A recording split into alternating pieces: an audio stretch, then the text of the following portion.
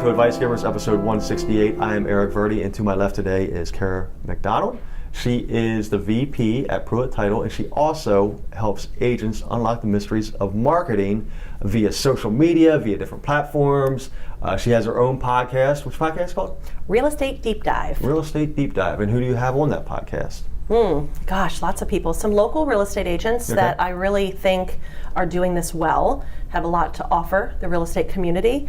I've had a few people that you might not have heard of, but they are experts in the marketing field. So Mari Smith, Amy Porterfield, Kim Garst, and of course, Gary who's V. your most famous person that you had on? Gary Vaynerchuk, who is, I think I'm his #1 fan, so maybe not. I'll have to fight you for that. Okay. I'll have to fight you for that. So yes, so Kara is somebody that I've known about for about 2 years now. We've got mutual friends and kind of connections through real estate on Facebook and all that kind of fun stuff.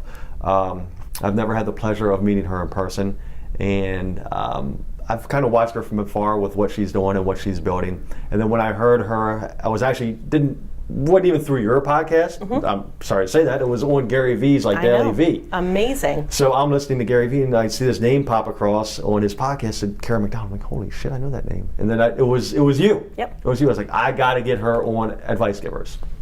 So for our listeners or viewers who might not know you, give us your backstory. Well, I work for a title company, like you said, and I've been in the business for 21 years. I got in when I was 19. And I worked for several title companies just as somebody in the office, just processing and doing settlements. And then recently I had an opportunity to work at a title company doing a completely different role. And that's what I'm in now. And I do marketing, business development for the title company. But I believe I'm one of the most unique title reps out there because I really try to give back to the real estate community in a variety of ways. I have 2 kids. My daughter is 23 and she graduated from VCU last May. My son, Ryan, is graduating this May from Mason. I'm married, I've got 2 pups, I'm a huge dog lover, and I'm pretty boring actually. I love real estate and I love my kids and my family, so that's what I do. Awesome. Now where do you guys cover your business? Oh, all of Maryland, DC, and Virginia. We're sitting in my Gaithersburg office right now, Gaithersburg, Maryland, and we have our main office in Tysons. Now, I live in Loudoun County, so it's about a 45-minute drive to my office, but I work from home, except unless I go to meetings and stuff. But we travel everywhere. My husband actually does a lot of our settlements. He's he's a retired attorney, and he is very well liked, awesome. Which makes me happy. Awesome. So why did you guys choose the DC metro area to open, to have Pruitt Title, or to live? I grew up here in this area. Oh, you did? Okay. Yeah, I was born in Maryland, and I moved to Virginia with my mom when I was 13.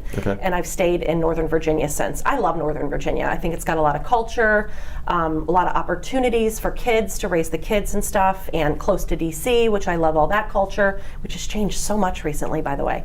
Last 10 years anyway, not recently. Pruitt Title started because my boss, Sarah Bolton, you know what? She was born in Delaware, Rehoboth Beach.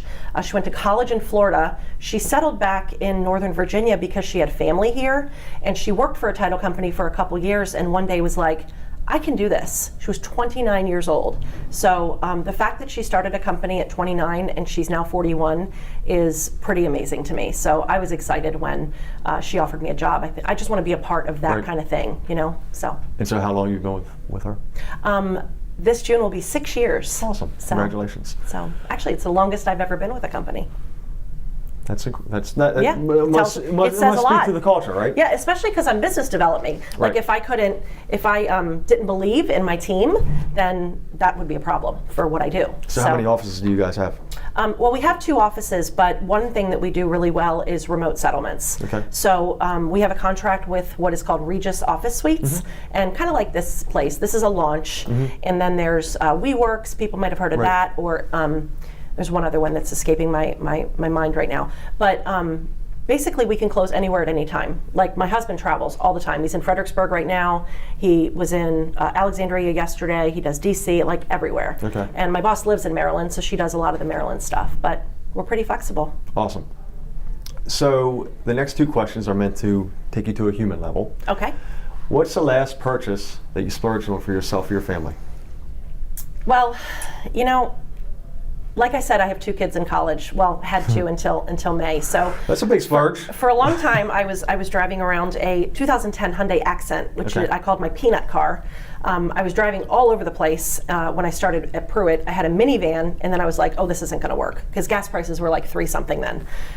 Gave the van to my husband, and I got the little car. And while the kids were in college, I'm like, my goal is to get one kid out of college and get rid of this peanut car, because I want some luxury. I've worked hard and I deserve it. So in February, so almost a year ago, I bought myself an Infiniti QX60, and Awesome. it is awesome. And it wasn't too big of a splurge. Like, it was a little bit more than my Hyundai, but it's a 2015. Okay. But man, that sucker's amazing. Heated seats, heated steering wheel. I can see my car from space, which I don't understand still. But yeah, I mean, I think it's important to treat yourself sometimes, How nice are the heated seats right now? Unbelievable. Yeah. Unbelievable. Yeah, So. we get in, and my son gets up front with me, and we both turn our little heats on because it's separate. 17 degrees outside now, and it's awesome. It's almost a requirement. It is. Yeah. It is. All right. So, what hobby or interest, Kara, could you spend hours doing? So I'm very observant, which I think makes me good at my job. So I'm also big on social media, which I think we'll talk about a little bit. I just really love connecting with people online. And I know a lot of people think that might be a little superficial, or everybody's like, oh, everybody's meeting online and it's not. And I'm like, no, it's reverse now. Like, if you meet somebody on Facebook, friend them, whatever, in your industry, or usually it's work stuff. So if I friend agents and I get to know them based on their social media posts, and then I can tell, I have a really good intuition for who I'm going to connect with. So that's kind of my favorite thing. It's like a little game with myself. And then if I get the in-person meeting, which eventually I'll ask for if I feel like it's the right connection, those conversations go down a road that it turns out to be an encouraging conversation, an inspiring conversation. I just really want to help people grow their business, and it's just really a blessing. So That's awesome. That's what I like to do. Yeah, I mean, there's different types of platforms out there now. Facebook being one. Yep. Instagram, Twitter, not so much anymore. Snapchat. Yep.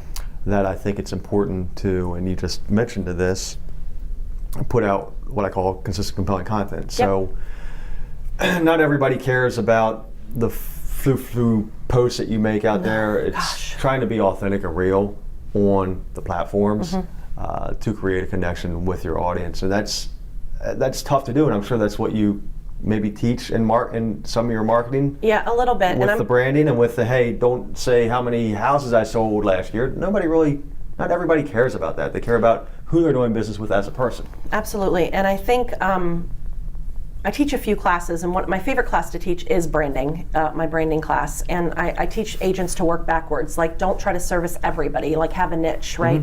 And I also tell them, stop doing the humble brags. You're trying to frame it like you're so grateful that you have 17 clients this month, but that's actually like, it's a little bit of a turnoff, and all the selfies that are going on right now. I'm getting a little tired of it, quite frankly. I don't think it's an attractive way to run your business. I think you need to really think about what you're posting, adding value in multiple ways, not just real estate value, but really be a part of your community, But yeah, I teach a whole system on this, and it really revolves around being connected to who you want to serve and why. I teach agents, think back to your last 2 years. Who were your favorite clients and why? And try to reverse engineer that. Gary really taught me that. Right. If it's first-time home buyers, put out content that they're going to read. If it's empty nesters, put out content that they're going to read. And they're not all going to be on the same platforms. You got to think about that too. So yeah. So I'm going to go down a little rabbit hole right here. Okay. So you said posting the I'm so thankful that I have 17 clients this month, or closed 14 deals last month. That can work for a certain type of marketing. It absolutely can. But it's who you attract, in my opinion. Yep.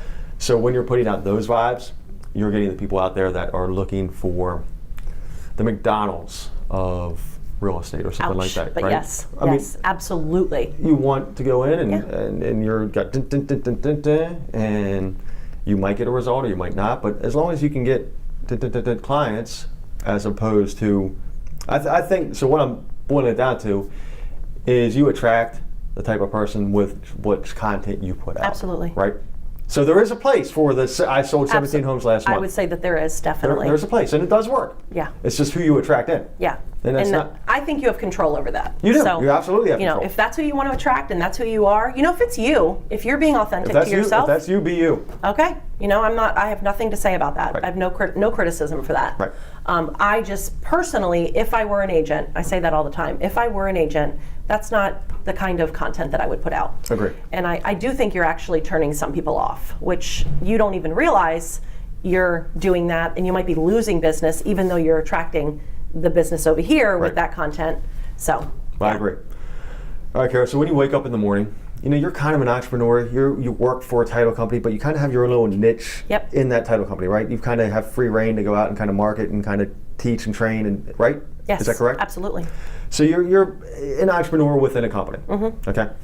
So what is that burning desire inside of you that keeps you going in the morning, other than just, hey, I work for a title company? So what fuels you? Well, I think I really try to stay humble, number one, and I think that that takes practice sometimes, because when you have some success, some people get a little, and egos get a little inflated. So I work really hard to stay humble, so that, and what we were talking about in the last question is attracting who you want to, right. And the qualities I try to make sure that I keep or reinforce, as opposed to the arrogant side, which I'm not gonna lie, like that can I'm like, wow, I did really well this month, and that's okay sometimes, but you don't want to carry that air about you all the time. So what drives me is, number one, 100% is helping people. I know that sounds so cliche, but I have been in classes, teaching classes. Agents are looking for this information. They need help. They need training. They need somebody to hold their hand a little bit. And I do that. And I see the light bulb come on. And I'm like, and now I know if they leave the class and go implement it, that they will have success. That's another challenge, is actually getting them to implement what I teach them. But that really drives me. And there's a couple things. My family, I want certain things for myself, long term. My children are they just are the lights. Even though they're 21 and 23 now, I adore those kids. I had them when I was 18 and 20. So the fact that they're doing so well, and I feel like I've kind of broken that cycle a little bit. Right. With, statistics say that if you have a child when you're 18, that they're going to be pregnant also. That's kind of harsh, but it's true. So I've worked really hard to be a great mom and be an inspiration for them, and that drives me too. I want them to see that hard work will get you not just financial success or work success, but overall it lends to a more well-rounded and happy lifestyle. And one more thing I'll say is that now that I've had some success, and of course some financial success comes with that, I've been able to give back, to my church, to donating things, and things I was not always able to do. So there, a little combination there, but lots of stuff gets me up and gets me going in the morning. That's a big thing. Once you make a certain point, and even people that don't achieve that financial success, they do give back, which is pretty cool. But I think there's an obligation once you do make a certain point to give back. Absolutely. So very cool that you do that. So what advice would you give somebody just starting out in business? Maybe a shortcut that you've learned over your years. So when I started at Pruitt, and I'm not in an office anymore, and seeing 5 people a day. I'm now seeing 20 to 30 people a day, and I'm trying to build this thing that I've been able to build, thankfully. I was worried a lot about what people thought of me. I was worried, kind of a people pleaser kind of thing. So worried, fear kind of based, like, am I going to lose clients? Am I going to, oh my gosh, what if they don't like me? What if they don't like my team? And that, I think, can be really detrimental. It's a mindset thing. Again, what you put out, you attract. So I probably turned away some people without even knowing it because of that fear mentality, which ends up emanating from you. So my advice would be just stay true to who you are, and if you make a mistake, don't give up. Or if something doesn't work out, don't give up. I was just talking earlier today about, in 2014, I taught my first class, and it bombed. One person showed up. And I had it in my mind for 3 or 4 months that this was going to be my thing. This was going to be how I was going to have success and get in front of, many agents at one time for the same amount of money that I would take you out to lunch for, And I thought this class was a great idea, great title, and nobody came. And I'm like, I was so disappointed. And I was like, you know what? It's just the content of that class is why people didn't come. Right. We're going to switch this up a little bit. I'm not going to give up. And then I found another title, which was called Getting Started with Social, 2014, very, very needed again, kind of kindergarten-ish Right. now, but 75 people came, all agents. And that was it. Like, I just started teaching that class, and if I would have given up, then where would I be now? That's awesome. That's awesome. So just don't give up. Just like, especially when you're an entrepreneur and you know, it's tempting to stop it and, I don't know, go back to a 9-to-5 or, but that's another thing. I'll say one more thing. If you're going to get into real estate, know that it's not inexpensive. It's very, it's very expensive. And you've got to have some money set aside. You can't come in thinking you're going to sell a house in a month, make your 3% fat commission, which you guys don't even get all of, and then you've got taxes and all that, and you're just spinning your wheels after a year. You really have to have $15,000, $20,000 set aside to really get going, because you're not going to make a paycheck the first 6 months if you're like most agents. So that's another thing, is be realistic. So what you talked about there, yeah, is actually 2 points that I write daily. Okay, so I do a morning musing, and we started transitioning that over to Facebook, micro content that I put out. I'm teaching others to put out. So 2 points that you talked about there was, one, that real estate is a business. Mm-hmm. Okay, if you're a real estate agent, you're your own business. You're your CEO, you're your marketing person, you're your accountant, you're everything. You're a content creator, you're everything.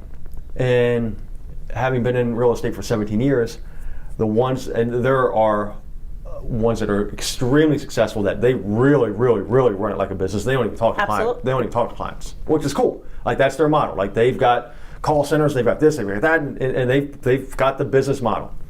And there are others that, again, they say, sell a house here, a house there, and they don't treat it like a business. So I think, the ones, you have to treat real estate like a business to be successful long term. Mm-hmm. And then what you talked about, an acronym that my wife taught me about, or told me, is FAIL, like failure, like, fail is just first attempt in learning. Mm-hmm. Like, there's never a failure. It's your first attempt in learning. So that first class that you put together and you had one, and then second class, it was a failure. Okay, it was. Yeah, right? Totally. It was a failure, but you There's learned a lesson in it. Right, you learned from that experience. Then the next class, you rebranded it, and you had 75 people. Yeah, like, I look at things like, I'm grateful for the good and the bad. Right. Because a lot of people tend to be more grateful for the good, but I'm like, you know what? I'm grateful for this too, because that led me to this, or that gave me this lesson that I was able to apply 10 years later. Like, sometimes you don't even know.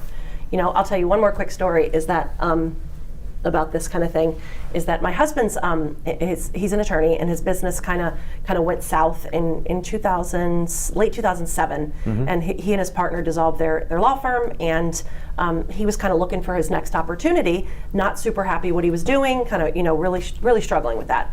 Well, I had changed jobs in title companies from May to June or something of 2008, and I did it to get a higher status and more money, and I was like, this is great. And I got there and they fired me in a week. And I was like, oh my God, I didn't do anything wrong, in my opinion. Right. The lady called me in and she's like, so how do you think it's going? And I'm like, oh, it's going great. And she's like, well, we don't really think you're a good fit. Here's 2 weeks severance or a month severance. I'm like, I left shattered, right? 2 weeks later, I got another job at another title company, which I was with for 5.5 years before Pruitt, and very, very, very, very busy. Foreclosure stuff, which was crashing then. My husband brought me lunch. I was working on Labor Day. He brought me lunch. One of his law school buddies walked by my office, and he was like, Juan? He ended up running his office for 9 years. So that had to happen to me back here, right, so that this thing could happen. That's awesome. one of my favorite stories. That's awesome. So on the flip side of you giving out advice, what's a bad piece of advice maybe somebody gave you along the way, or something that you tried that didn't work out like you thought it would? Well, the story I just said, right? I mean, you know, and at the time I thought I was doing the right thing. You know, it was a considerable amount of more money, you know, and I had 2 kids, plus we had custody of my nephew at that point, so I had 3 kids at home. But I mean, you just live and learn, you know, and my husband encouraged me to take that job, leave that one job that I'd had for a little while, and take this one, and it was scary, and it turned out to be a bad situation, but again, like, it worked out in the end. But you know what? I've had a lot of great mentors. I've had a lot of great people in my life. I've been very lucky that way. Right. And I don't really think I've gotten a lot of bad advice. I mean, people may have encouraged me in ways that didn't work out, but that's a different thing, you know. You have to surround yourself with good people, and you know, the best that you think you can at that time, and encourage them, and they'll encourage you. And you know, I probably did have gotten some bad advice, but I just can't remember it because my life in the last few years has been pretty great. All right, so what is a choice, a pivotal moment in your life that's led you to where you are today? A pivotal moment. Well, I would say that when I was at the last title company, I was invited to a networking group. Okay. And that was out of my normal day. I was in an office working, and I'm like, what is this networking group? And the person that invited me said, well, just come and meet some other people that are, you know, business owners in the community. So I did. You know, she was sending us business, so of course you're like, you want to comply with people that like that.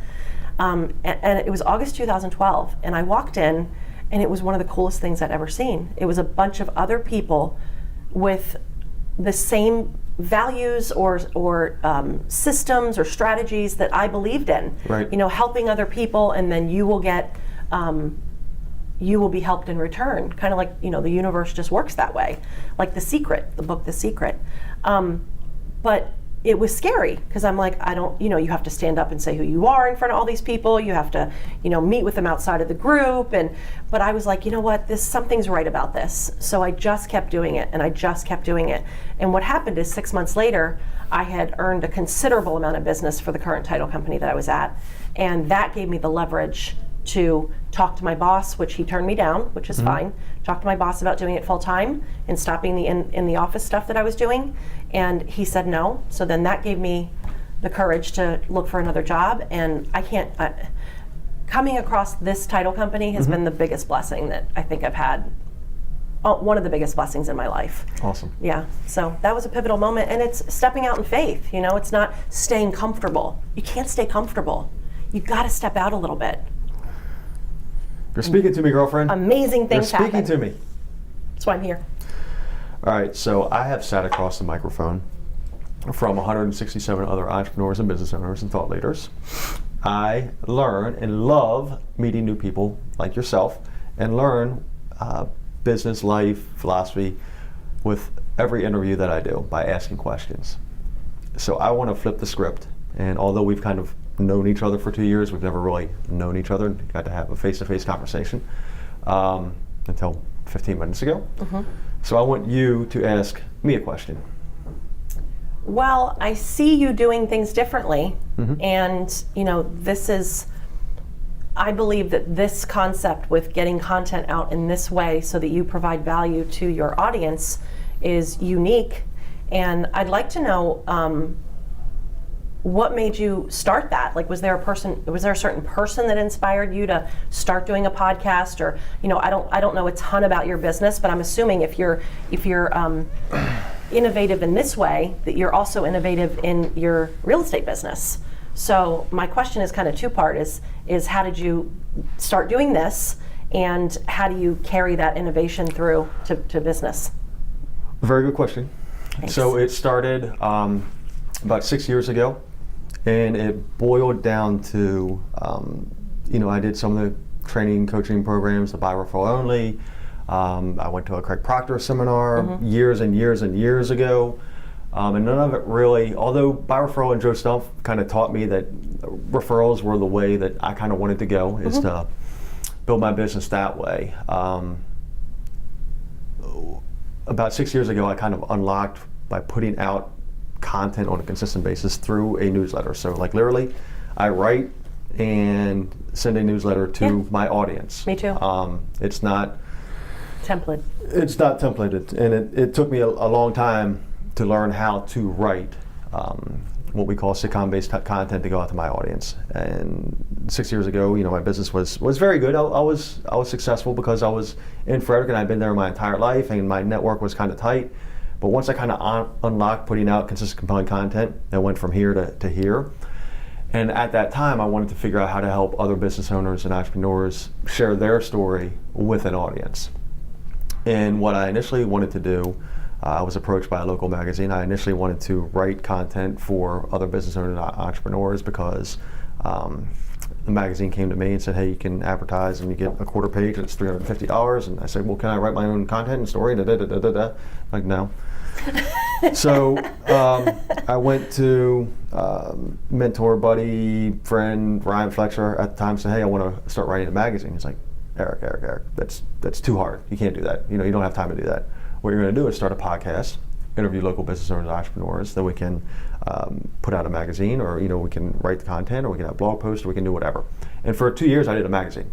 Okay, so I also published a magazine under the same name.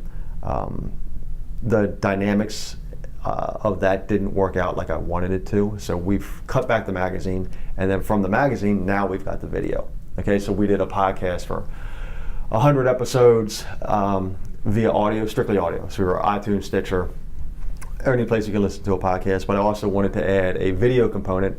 One, I really like getting in front and meeting you face to face instead of on the computer screen.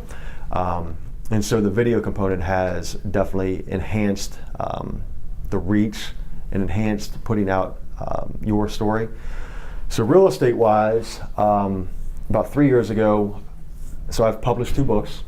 Wow. Okay.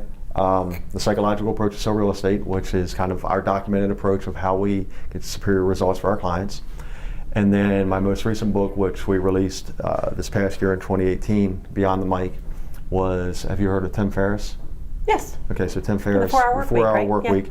He also has a podcast. He released a book 2 years ago called Tools of Titans, okay, which was a compilation of his interviews with people on his podcast.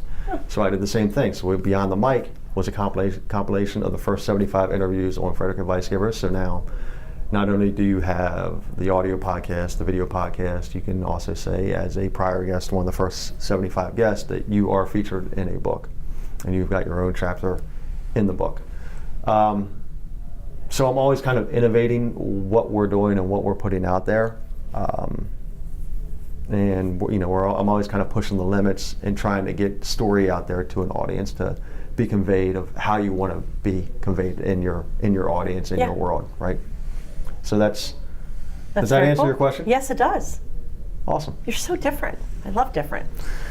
Yeah, that's not the worst you've been worst thing called? I've been called. No. All right, Kara. So what failure or challenge has helped mold you into the person that you are today? It's a deep question. So I had a really rough time around 2004 to 2006 or 7, in that my husband and I got ourselves into a lot of debt, and it revolved around addiction, quite frankly. So it was hard. We recognized that we needed some help. And thankfully, there is a lot of resources to get help. So we found help through a 12-step program, which we are extremely involved in now. And it was probably one of the darkest times myself or anybody that I know has ever been in. It's really hard to dig yourself out of that. And when you do, if you do, because not everybody does, if you do, and you kind of turn things around like we did, thank God, you wake up every day with some gratitude and a new kind of perspective. And I would tell you honestly, I should not be alive. That's how bad it was. So I kind of think I'm living on borrowed time a little bit, and it's my responsibility to pay that forward in some way. So that in that way becomes how I am in general with people. Right. It becomes how I am with clients, how I, respect opportunities that I get, how grateful I am for things, and helping somebody else that's suffering.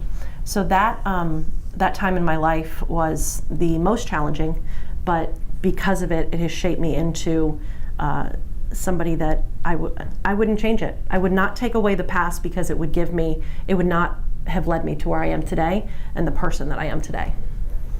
And so your kids were 8, 9, 10, 7, 8, 9, 10. Right in the middle of it. Right at that age. That's got to be tough. Very tough. So was there a moment when you and your husband were like, man, we've got to make a change? Several. Right. Several moments. I mean, at one point they had to go live with my sister for 6 months. That's gotta be tough. Another point,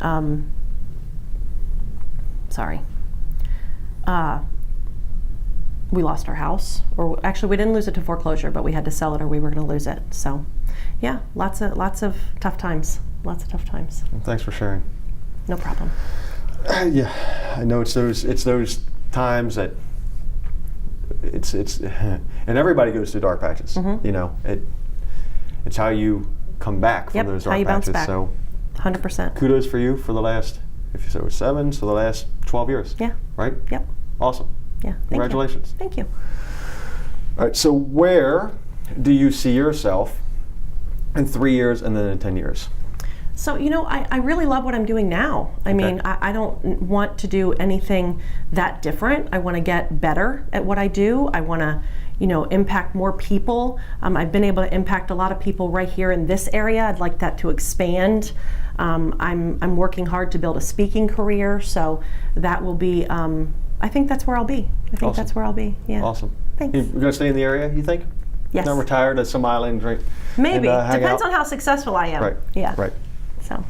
All right, so how would our listeners, viewers, get a hold of you, learn more about Pruitt Title, and or how you market, coach agents? My website is karamacdonald.com. Spell it. KARAMACDONALD.com. Okay. You can find all my contact information there.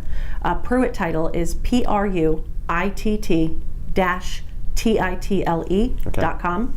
And I'm on Instagram, everything at KMac Training. So that's awesome. Where you can find me. Awesome. And you're on Facebook too. Of course. Obviously.